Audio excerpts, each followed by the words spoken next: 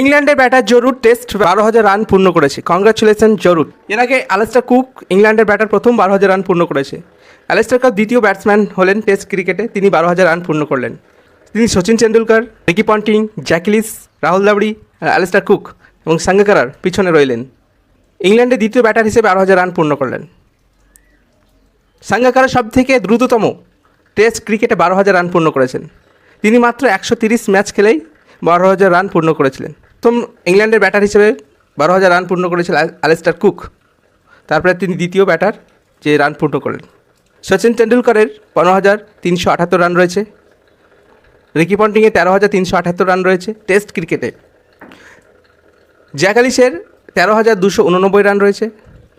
Rahul Dravid 13,288 run রয়েছে test ক্রিকেটে। Alastair cook 12,472 এবং সাঙ্গাকারা 12,400 রান পূর্ণ করেছে।